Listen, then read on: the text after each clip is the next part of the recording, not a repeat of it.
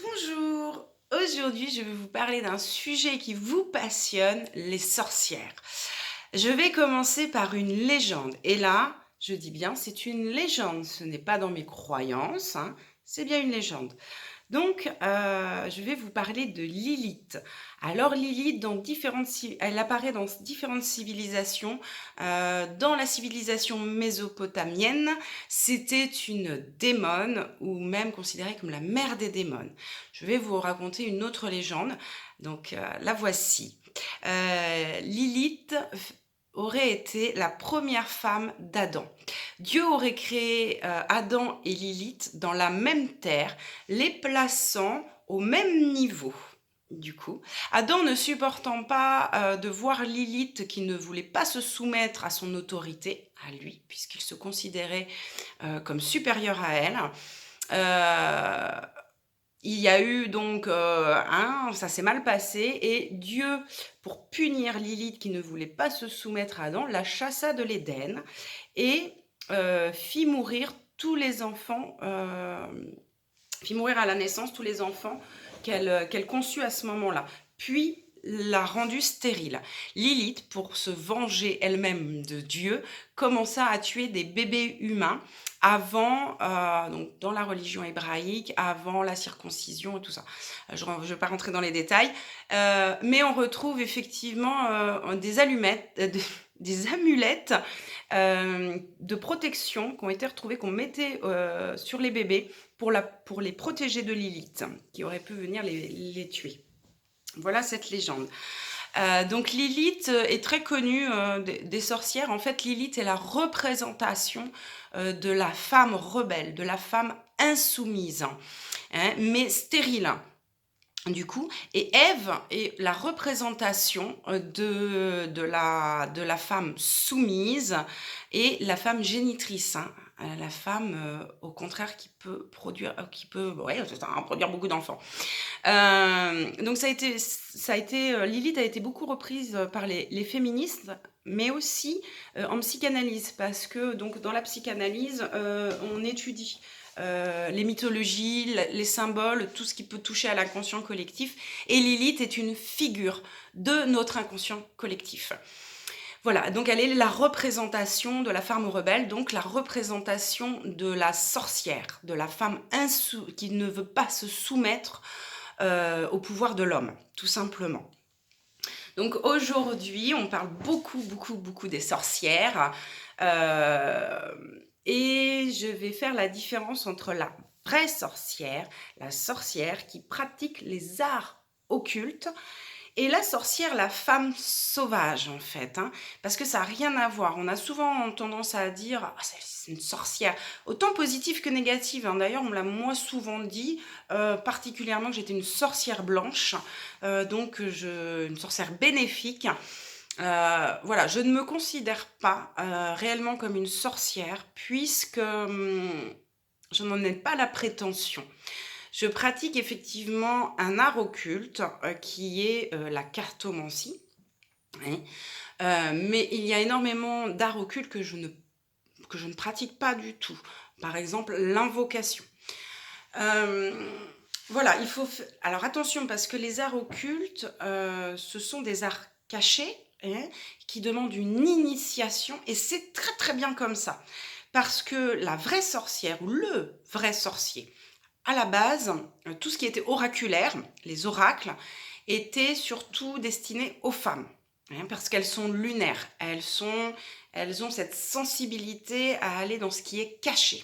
Donc en fait, on considère, hein, la légende, là aussi, dit que les sorcières sont plus puissantes que les sorciers, puisque c'est un art féminin. Là aussi, hein, c'est une légende, c'est pas un avis personnel, attention.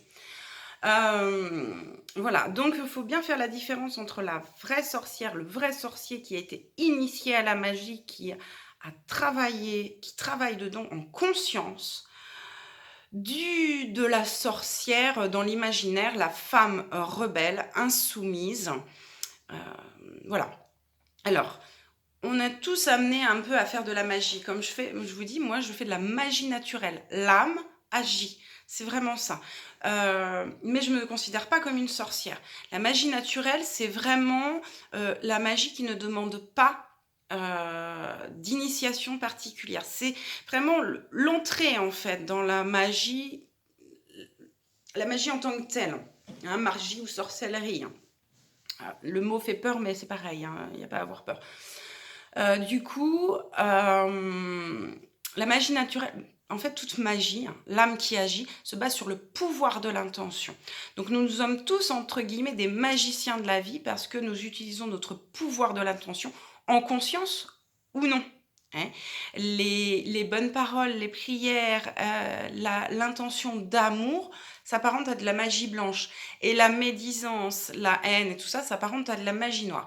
Si la personne a un très très fort pouvoir d'intention, elle peut influer sur les énergies. Parce que les arts occultes, c'est ça, hein, les arts de la magie, c'est la manipulation de l'énergie. Hein.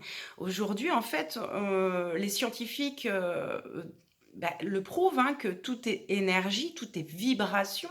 On l'utilise maintenant dans le quantique, mais en fait, les sorcières, elles utilisaient en fait déjà le quantique.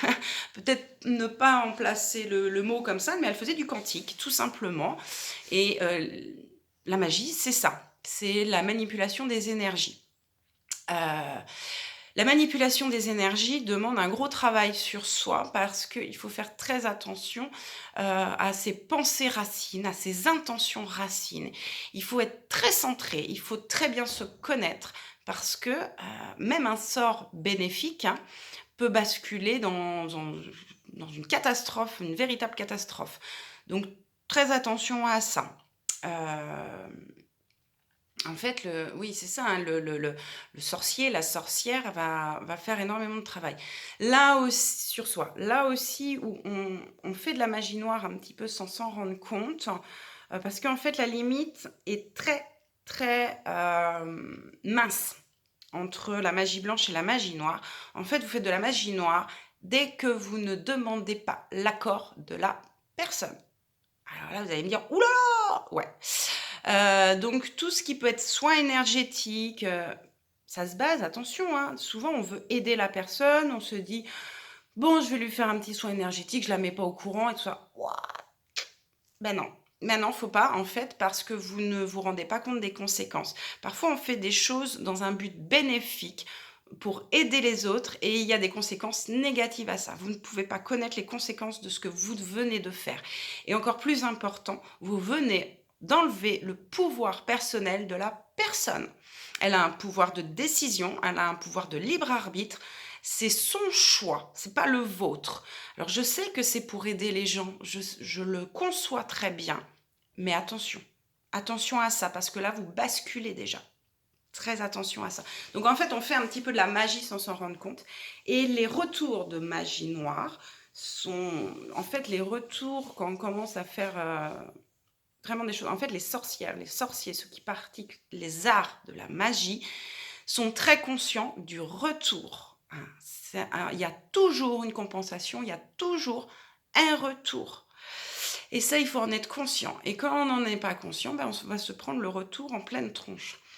Et, et on peut faire donc, et pareil, si on n'est pas centré, si on n'a pas travaillé sur soi, eh bien, on envoie des pensées racines de peur, même si nous, on croit que c'est de l'amour. Ben non, en fait, hein, je vais vous expliquer. On veut aider quelqu'un, on ne le fait pas forcément par amour. On le fait par peur qu'il ne s'en sorte pas. Et en fait, notre pensée racine va être la peur. Et là, ça foire, ça foire. Donc, très attention avec ça. Faites bien la différence entre la vraie sorcière, le vrai sorcier qui a travaillé les arts occultes, et la sorcière, comme aujourd'hui dans l'imaginaire, la femme sauvage, la femme qui récupère son féminin divin. Une femme qui récupère son féminin divin n'est pas forcément une sorcière. Ça n'a rien à voir.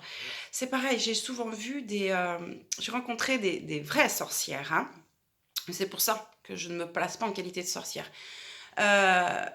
Et j'ai vu aussi en fait, des réincarnations de sorcières. C'est très puissant.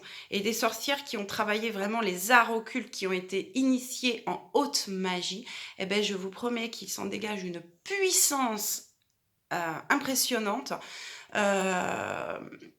Et ça n'a rien à voir du coup avec la sorcière qui a été souvent celle qui a été le plus brûlée, entre guillemets, la sorcière guérisseuse, la sorcière blanche, qui ont été brûlées. Il y a aussi des sorcières de haute magie.